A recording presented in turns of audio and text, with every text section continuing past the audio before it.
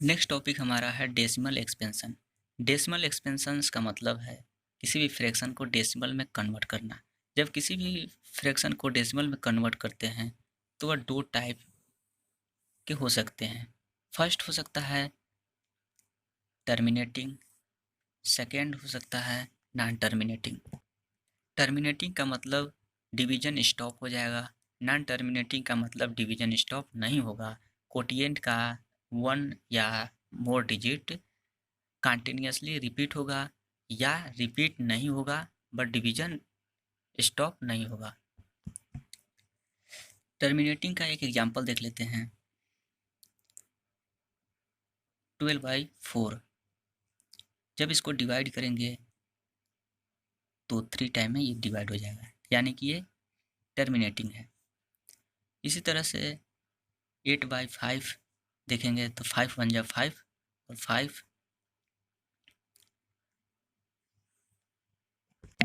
यानी कि इसका भी डिवीजन स्टॉप हो गया, इसलिए टर्मिनेटिंग है।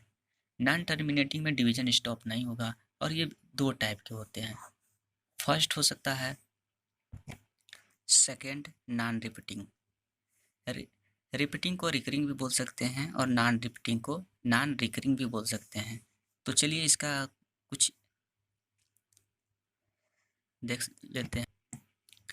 तो रिपीटिंग में कोटिएंट का 1 और मोर डिजिट रिपीट होगा और नॉन रिपीटिंग का 1 और मोर डिजिट रिपीट नहीं होगा।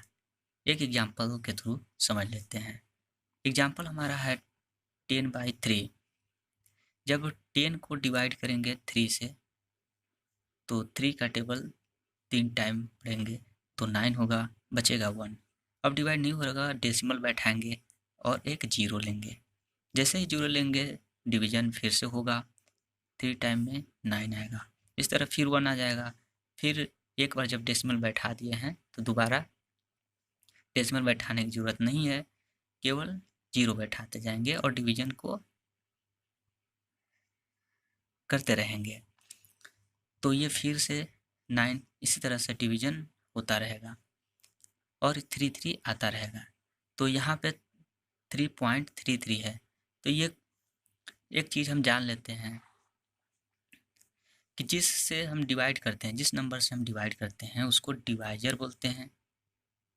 जिसमें डिवाइड करते हैं, जिसको डिवाइड करते हैं उसको डिवाइडेंट बोलते हैं।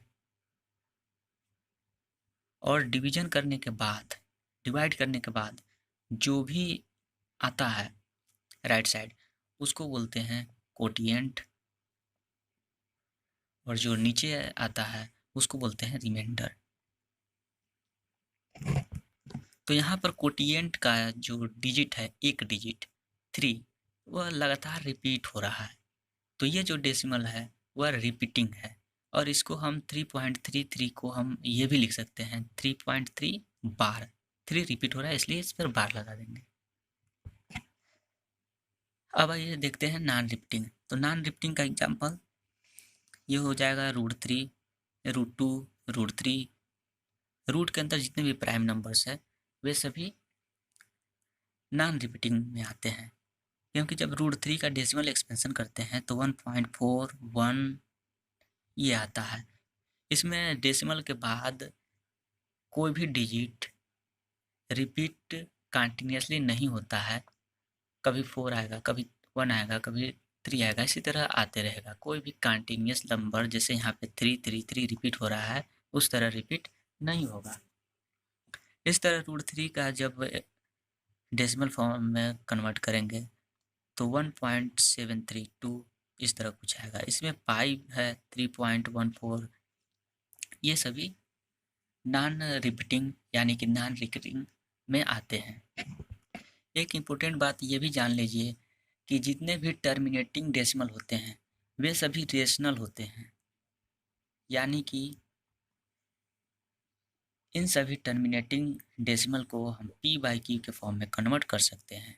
और जो रिपीटिंग होते हैं या रिकरिंग होते हैं वे भी रेशनल होते हैं, यानी कि इनको भी हम p/q के फॉर्म में कन्वर्ट कर सकते हैं। और जो नॉन रिपीटिंग डेसिमल होते हैं वे हमेशा और हमेशा इरेशनल होते हैं।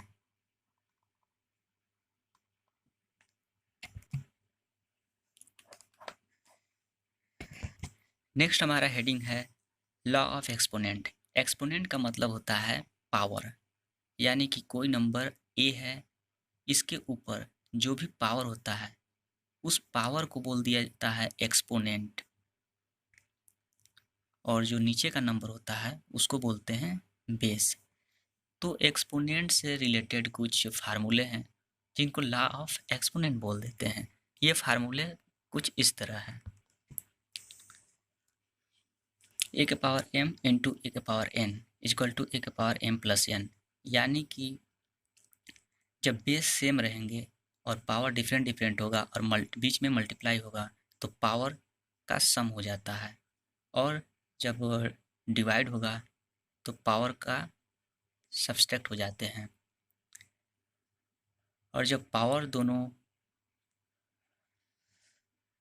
पावर के फॉर्म में होगा तो वह मल्टीप्लाई हो जाते हैं, और जब दोनों दोनों का पावर सेम होते हैं तो वह कॉमन हो जाता है। और किसी भी नंबर के पावर जब 0 होता है तो उसकी वैल्यू 1 होती है।